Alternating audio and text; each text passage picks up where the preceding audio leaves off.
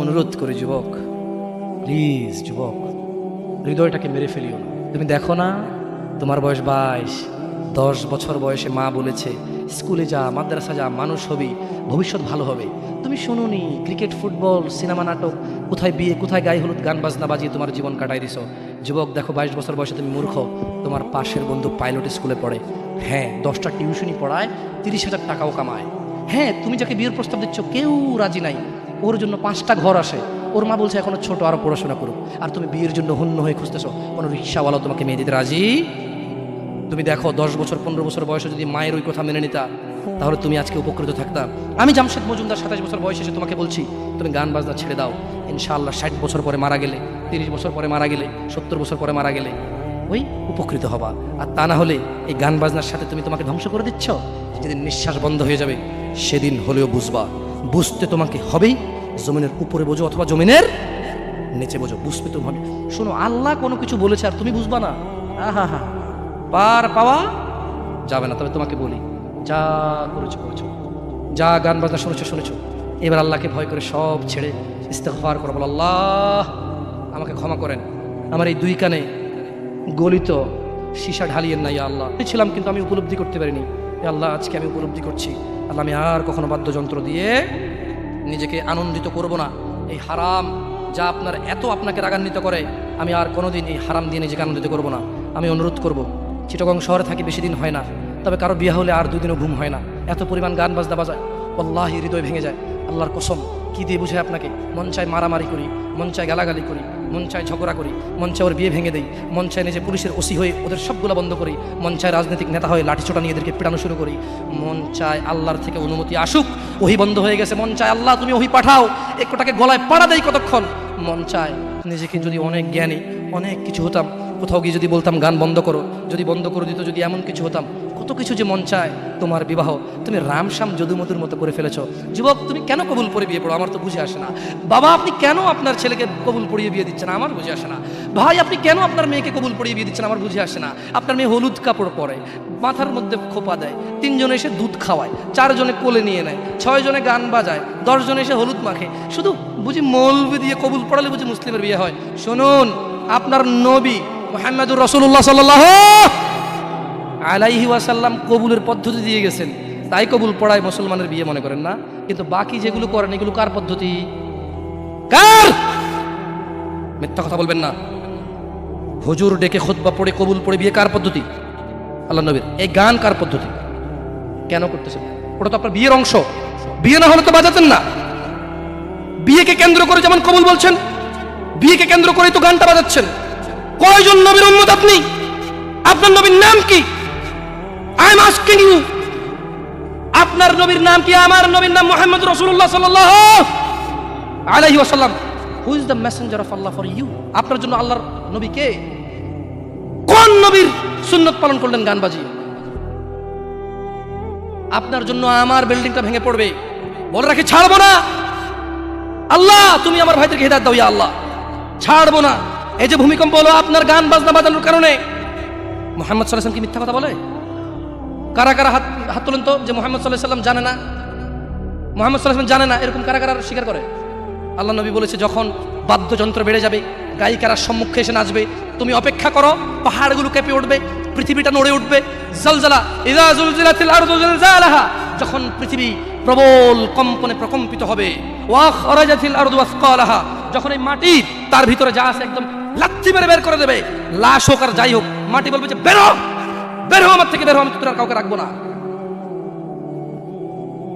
ওয়াকাল আল ইনসান, মানুষ বলবে মালাহা মালাহা, পৃথিবীটা কি হলো, এই মাটির কি হলো, কেন সে কবরগুলো লাশগুলো বের করে দিচ্ছে, কেন সে স্বর্ণ মতি হীরা মানিক্য বের করে দিচ্ছে, মালাহা এর কি হলো, কেন পাহাড় নড়ে উঠছে, কেন পাহাড় ভেঙে চূর্ণ বিচূর্ণ হয়ে যাচ্ছে?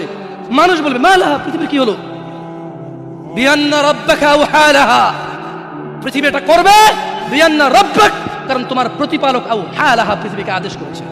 আপনি গান শোনেন, আমি শুনি না, আপনি গান বাজান, আমি বাজাই না। যখন চিটাগং নড়ে উঠলো ভূমিকম্পে, আপনার বাড়ির সাথে আমার বাড়িটাও নড়ছে। বন্ধ করেন এই জুলুম আমাদের উপর। আল্লাহর দিকে তাকিয়ে বন্ধ করেন, আল্লাহর দিকে তাকিয়ে বন্ধ করেন। আপনার বাড়িটা যদি ভেঙে ফেলার ইচ্ছা, বুলডোজার ভেঙে ফেলেন, কেউ ধরবে? কেউ জিজ্ঞেস করবে আপনাকে? আপনি গান বাজনা শুনে ভাবে পৃথিবীতে বিপর্যয় নিয়ে আসতেছেন। ইত্তাকিল্লাহ হাক্কা তুকাতিহ, আল্লাহকে ভয় করুন যেভাবে ভয় করা উচিত। ইয়া শাবাব, আহলুল মুনাফিক, নামধারী কিছু মুসলমান, এদের ফাঁদে পা দিও না। তারা চায় তোমরা নেশায় মত্ত হয়ে তোমরা তোমাদের জীবনটাকে জাহান্নামে উজাড় করে দাও। তারা চায় তোমরা শয়তানের ফাঁদে পা দিয়ে তোমরা আল্লাহ দ্রোহিতা এবং রাসূল দ্রোহিতায় মেতে ওঠো। অথচ আল্লাহ চায় তোমরা সফলতার দিকে আসো, আল্লাহ চায় তোমরা আল্লাহর ক্ষমার দিকে আসো, তোমরা সফল হও, আল্লাহ চায়। আল্লাহ সুবহানাহু ওয়া তাআলা বলেন, ইয়া আইয়ুহাল্লাযীনা আমানু ইন্নামাল খামরু ওয়াল মাইসির ওয়াল আনসাব ওয়াল আজলাম রিজসুম মিন আমালিশ শাইতান ফাজতানিবুহু লাআল্লাকুম তুফলিহুন। হে তোমরা যারা ঈমান এনেছো, মদ, জুয়া, মূর্তি পূজার ব্যাধি ও ভাগ্য নির্ণয় গণকের কাছে যাওয়া শিরক, গণকের কাছে যাওয়া শিরক। ভাগ্য নির্ণয় করার শর্ত কেবল ঘৃণার বস্তু, শয়তানের কাজ, কাজেই তোমরা সেগুলো বর্জন করো। ফাজতানিবু, কাজেই তোমরা সেগুলো বর্জন করো। ইয়া শাবাব, হে মানুষ, তোমরা মদ, জুয়া, গান, বাজনা, ভাগ্য নির্ণয় করে এরকম জিনিস থেকে বেঁচে থাকো। আল্লাহ বলছেন যে রিজসুম মিন আমালিশ শায়তান, এগুলো শয়তানের কাজ, এগুলো ইবলিসের কাজ। ফাজতানিবু, আল্লাহ বলছে হে আমার বান্দারা, ফাজতানিবু, এগুলো থেকে বেঁচে থাকো। কেন? লাআল্লাকুম তুফলিহুন, যাতে তোমরা জিতে যাও, যাতে তোমরা সফল হও, যাতে তোমরা জান্নাতি হও, যাতে তোমরা ভয়াবহ আগুন থেকে বেঁচে যাও। জাহান্নামের আগুন কি? নাযাআতাল লিশশাওয়া, চামড়া খসে দেবে, এটা হচ্ছে জাহান্নামের আগুন। জাহান্নামের আগুন থেকে বাঁচার দরকার আছে না নাই? এইভাবে এলোমেলো চলাফেরায় শুক্রবারের নামাজে গিয়ে বাকি সব বাদ দিয়ে নামাজও পড়বো, শুধু খাবো। আরে বাস্তবতা এমন, এখনকার ঘুষখোররা বলে যে শুনেন 3 লাখের নিচে হবে না, আপনাকে বুঝতে পারতেছি না, জোরের টাইম চলে যাচ্ছে, দিলে দিন না দিলে যাই নামাজ যাই। বড় আশ্চর্য, বড় আশ্চর্য। আরে ভাই, নামাজ আল্লাহর সাথে অপরাধ, ক্ষমাকারী কে? জানা আল্লাহর সাথে অপরাধ, ক্ষমাকারী কে? মদ পান আল্লাহর সাথে অপরাধ, ক্ষমাকারী কে? কিন্তু যার থেকে ঘুষ নিছেন, এটা কি আল্লাহর হোক না মানুষের হোক? ক্ষমাকারী কে? মানুষ, আল্লাহ না। আল্লাহ ক্ষমা করবে না, আল্লাহ নিজের উপরে হারাম করে দিয়েছে এটা। আপনি যদি বলেন যে আমি 3 দিন ভাত খাবো না, পারবেন? এই ওয়াদার উপর থাকতে পারবেন? নাকি খিদের জ্বালা খেতেই হবে? আল্লাহ এতটাই ক্ষমতাবান, তিনি যদি বলেন যে আমি এটা করবো না, তিনি এটা না করে থাকতে পারেন। অনেকে বলে যে আল্লাহ চাইলে পুরুষেরটাকে মহিলা বানাইতে পারবে। আমরা বলি যে আল্লাহ চাইলে সবই পারবে, কিন্তু আল্লাহ এখানে বলে যে আমি চাইবই না এটা। আর আল্লাহ এত ক্ষমতাবান, আমি এটা করবো না বলে পৃথিবীর কেউ জোর করে ওনাকে করাইতে পারবে না। আমরা কথা বুঝতে পারছেন? এই জন্য মানুষের হক যে নিচ্ছেন আপনারা, আল্লাহ ক্ষমা করবে না। তো প্রশ্ন, আল্লাহ এত ক্ষমতাবান, আল্লাহ ক্ষমার মালিক না আল্লাহ?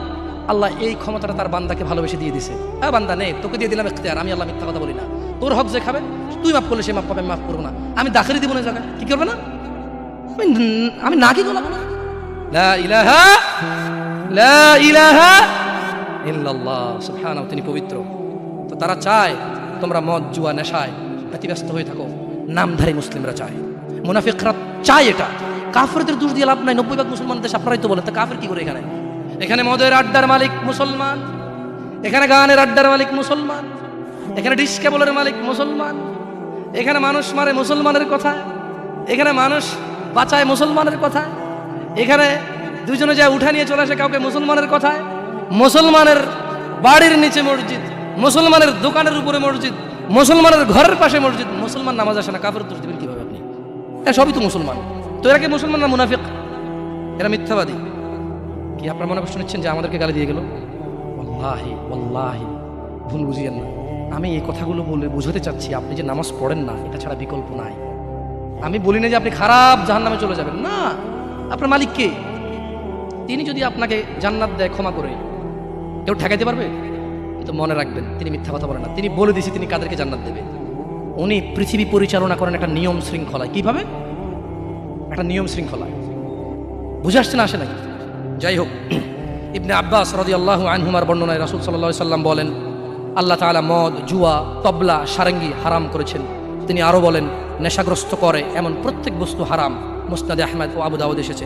এছাড়াও বহু প্রমাণ ও নির্ভরযোগ্য হাদিস রয়েছে যাতে গান, বাদ্যযন্ত্র হারাম ও নাজায়েজ বলা হয়েছে। এই ব্যাপারে বিশেষ সতর্কবাণী রয়েছে ও কঠিন শাস্তির ঘোষণা করা হয়েছে। রাসূলুল্লাহ সাল্লাল্লাহু আলাইহি সাল্লাম বলেছেন, আমার উম্মতের মধ্যে এমন সম্প্রদায় হবে যারা জানা, ব্যভিচার, রেশমি কাপড় ব্যবহার, মদ পান, ও গান বাদ্যকে হালাল করবে। আপনি আপনি আপনি খেয়াল করে দেখেন, আল্লাহ নবী ভবিষ্যৎবাণী দিয়ে গেছে যে আমার উম্মতের মধ্যে এমন কিছু লোক বের হবে যারা দাঁড়িয়ে থাকবে, 60 বছর বয়স হবে, মসজিদের সভাপতি হবে, স্কুলের সভাপতি হবে, অথবা কোনো পতি হইলো না, কারো পতি হইলো না, এমনি মানুষ ভিক্ষা করে হলো বিয়ে করে গান বাজার ব্যবস্থা করবে। ভিক্ষা করে হলো গান বাজার কি করবে, ব্যবস্থা করবে। নাহলে তাকে বিয়ে হচ্ছে না, নাহলে কি হচ্ছে না, বিয়ে হচ্ছে না। ওয়াল্লাহি যত পোলা তার বিয়েতে গান বাজা, বাবা জীবিত, এই বাবা দায়ী। যদি ওই বাবা বিয়েতে উপস্থিত থাকে, বাবা ছেলেকে ডাইরেক্ট বলবে, শোনো, তোমার যৌবন আছে, তোমার ইনকাম আছে, তোমার ক্ষমতা, তুমি গান বাজনা বাজাবা। আমি বাবাকে আল্লাহ ক্ষমতা দিছে, আল্লাহকে আমি রাজি থাকবো না, তোমার বিয়ে হবে না। মেয়েকে বলবেন তোর বিয়ে হবে না, তুই গায়ে হলুদে যাবি, মানে আমি খালি এখান থেকে সরে যাই আর বলবো যে এইটা আমি বিয়েতে থাকবো না, এই বিয়ে হারাম, গান বাজনা বাজতেছে, গায়ে হলুদ হচ্ছে, আমি বিয়েতে থাকবো না, এটা আল্লাহ আমার পাওয়ার দিচ্ছে। তুই মক্কার ইমামে যদি বিয়ে পড়াস আর আমি না রাজি না থাকি, তোর বিয়ে হারাম।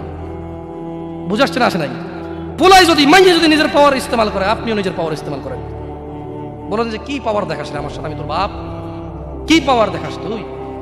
তুই আমাকে জাহান্নামে নিয়ে যাবি? নো, ফেরাউন পারেনি, নমরুদ পারেনি, আবু জাহেল পারেনি, আবু লাহাব পারেনি। তুই আমার জন্মের ছেলে, তুই এমন কাজ করবি আমাকে জাহান্নামে নিয়ে যাবি? না, আমি তোর সাথে একমত না, এই কাজে আমি নাই, এই কাজে আমি। বলতে পারবেন? বলতে পারবেন? দেখুন, বলতে পারেন আর না পারেন, এখানে স্বীকৃতি দেন আর না দেন, বলা উচিত। যাই হোক, রাসূলুল্লাহ সাল্লাল্লাহু আলাইহি সাল্লাম বলেন, যে ব্যক্তি দুনিয়াতে মদ পান করবে যে ব্যক্তি দুনিয়াতে মদ পান করবে ও তওবা করবে না, সে আখিরাতে তা থেকে বঞ্চিত থাকবে। দেখুন দিনী ভাইয়েরা, জিনা ব্যভিচার এত পরিমাণ বেড়েছে। হে মুসলমান, হে মানুষ, মুনাফিকের ফাঁদে পা দিও না। তারা চায় তোমরা বেহায়াপনা, নির্লজ্জতা, নোংরামো, অশ্লীল চরিত্রকে আপন করে নাও, যা তোমাদের দুনিয়া ও আখিরাতকে সম্পূর্ণ ধ্বংস করে দিবে, যা তোমরা তোমার নিজের ও তোমার ভবিষ্যৎ প্রজন্মের দুনিয়া ও আখিরাত অন্ধকার করে দেবে। এই ব্যাপারে আল্লাহ সুবহানাহু ওয়া তাআলা সূরা আল ইসরা বলছেন, ওয়ালা তাকরাবুজ জিনা, তোমরা জানার কাছেও যেও না, ইন্নাহু কানা ফাহিশাতাও ওয়া সাআ সাবিলা, নিশ্চয়ই এই জানা ব্যভিচার, নিশ্চয়ই এই জানা ব্যভিচার, নিশ্চয়ই এই জানা ব্যভিচার অশ্লীল, অশ্লীল, অশ্লীল, অশ্লীল, নিকৃষ্ট, নিকৃষ্ট, নিকৃষ্ট আচরণ। রাসূলুল্লাহ সাল্লাল্লাহু আলাইহি সাল্লাম বলেন, জানাকারী ব্যক্তি যখন সে জানা করে ওই সময় তার ঈমান থাকে না। চোর যখন চুরি করে ওই সময় সে মুমিন থাকে না। মদখোর, নেশাগ্রস্ত লোক যখন সে নেশা করে ওই সময় তার ঈমান থাকে না। চিন্তা করে দেখেন তো, মদ খাওয়া অবস্থা মারা গেলে কি হয়ে মরলেন বলেন তো? যতই হজ করেন কি হয়ে মরলেন? হজ করতে কে বলছে? আল্লাহ। হজ করতে কে বলছে? মুহাম্মদ সাল্লাল্লাহু আলাইহি সাল্লাম। নামাজ পড়তে কে বলছে? আল্লাহ। নামাজ পড়তে কে বলছে? মুহাম্মদ সাল্লাল্লাহু আলাইহি সাল্লাম। ওই একই মুহাম্মদ সাল্লাল্লাহু আলাইহি সাল্লাম বলছে, চোর চুরি করার সময়, মদখোর মদ খাওয়ার সময়, জানাকারী ব্যক্তি যতক্ষণ ওই মহিলার সাথে থাকে এর ঈমান কি? বলেন কতদিন বাঁচবেন? কে আছেন বলতে পারেন? আবারও পাইলাম না। আমি ভাবছি এতক্ষণ ওয়াজ শোনার পর একটু সাহস হবে, বলবো যে আমি এতদিন বাঁচবো। তো যে জানা করতে গেলেন তার মানে গ্যারান্টি আছে যে যা জানাটা না করে চলে আসবো, তারপরে মরবো তওবা করে, না? এরকমই তো কিছু নাকি? আল্লাহ আমাদেরকে বুঝার তৌফিক দান করুন। দেখুন দিনী ভাইয়েরা, আল্লাহ সুবহানাহু ওয়া তাআলা বলছে যে নিশ্চয়ই তোমাদের ধন সম্পদ ও তোমাদের ছেলে সন্তান তোমাদের জন্য পরীক্ষা এবং তোমাদের শত্রু। কিছু কিছু ক্ষেত্রে ছেলে সন্তান ধন সম্পদ কি শত্রু। যে এই ছেলের জন্যই তো রেপ করে আসছে, আপনি বলছেন যে না আমার ছেলে নির্দোষ, 5 লাখ টাকা উকিলকে দিয়েছেন, 10 লাখ টাকা অমুককে দিয়েছেন, 3 লাখ টাকা অমুককে দিয়ে একটা মেয়ের জীবন নষ্ট হয়ে গেল, আপনি পরোয়াই করেননি। কার জন্য এটা করেছেন বলেন তো? আপনার নিজের জানা করার কারণে নাকি ছেলে? নিজের জন্য না ছেলের জন্য? হ্যাঁ, তো বলেন এই ছেলে কি শত্রু না মিত্র? এই ছেলের এই যে আপনি একটা অন্যায়কে সাপোর্ট করে গেলেন, যদি আল্লাহ আপনাকে জিজ্ঞেস করে আপনার বাচ্চা আছে, এই অন্যায়টা আপনি কার জন্য করছেন? কার জন্য? তাহলে এই ছেলেকে শত্রু না বন্ধু? এই জন্য দিনী ভাইয়েরা, আমি এতক্ষণ থেকে আপনাদেরকে কিছু নসিহত করেছি, আপনাদেরকে বলে রাখি, আপনি, শুধু আপনি না, এই পৃথিবীতে যত মানুষ আর জিন আছে সব যদি একসাথে হয়ে ফন্দি করে যুক্তিশলা পরামর্শ করে আল্লাহ দ্রোহিতা, আল্লাহ বিরোধী কাজ করে, আল্লাহর কিছুই যায়? জোরে বলেন তো, আল্লাহর কিছুই যায়? এই পুরো পৃথিবীর মানুষ এবং জিন সবাই যদি একসাথে কোনো গুনাহ না করে, শুধুই আল্লাহর অনুগত্য করে, আল্লাহর যেই ক্ষমতা, আল্লাহর যেই মহত্ব, কিছুই বাড়বে কিছুই বাড়াইতে, কিছুই কমাইতে পারবেন না। আপনাকে একটা কথা বলি, নিজেকে বেশি অপরাধী মনে করিয়েন না। আপনি এত ভালো আল্লাহ পেয়েছেন, আপনি এত ভালো রব পেয়েছেন। বনি ইসরায়েলের একজন লোক 99 জন লোককে হত্যা করলো। তারপর সে চিন্তা করলো আমার ভালো হওয়া উচিত, ক্ষমা পাওয়া উচিত, জাহান্নামের আগুন থেকে মুক্তি পাওয়া উচিত। বাবা আমি এই জাহান্নাম সহ্য করতে পারবো না, কিভাবে আমি জাহান্নাম থেকে বাঁচবো? তখন সে একজন জ্ঞানী লোকের খোঁজ নিল এবং জিজ্ঞেস করলো যে আমার কি ক্ষমা হবে? ওই লোকে বললো যে না না, তোমার তো ক্ষমা হবে না। একবার তারেও মেরে কতজন পূর্ণ করলো? কিন্তু তার হৃদয়ে যন্ত্রণা কমেনি। ওই যে একটা যন্ত্রণা, কি কাজ করলে আমি ক্ষমা পেয়ে যাব, কি এমন কাজ করলে আমি আল্লাহর আযাব থেকে রক্ষা পাবো। সে আল্লাহকে প্রচন্ড ভয় পাচ্ছিল।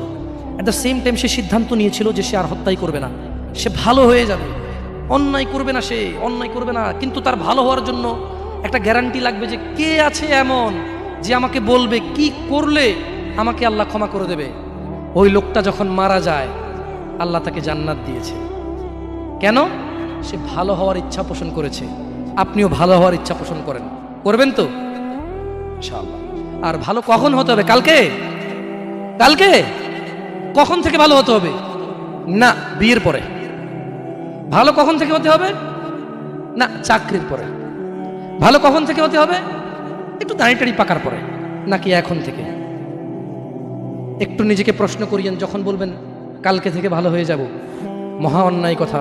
মানে আপনি নিশ্চিত গ্যারান্টি দিয়েছেন আপনি কালকে পর্যন্ত বাঁচবেন। এটা কত জঘন্যতম কথা না? আল্লাহ আমাদেরকে বোঝার তৌফিক দান করে দিন ভাইরা। একটা হাদিসে কুদসি শুনি চলে যাবেন ইনশাআল্লাহ তাআলা। বক্তা এসে গেছেন মাশাআল্লাহ আলাইহি। আল্লাহ ইয়াহফাযহু ওয়া ইয়াহফাযকুম। আল্লাহ সুবহানাহু ওয়া তাআলা ফেরেশতাদেরকে ডেকে বললেন। কাকে? কাকে ডেকে বললেন? ফেরেশতাকে। যে হে ফেরেশতারা, আমার কোনো বান্দা সে যদি গুনাহ করার ইচ্ছা করে, কি করার ইচ্ছা? তুমি লেখিও না।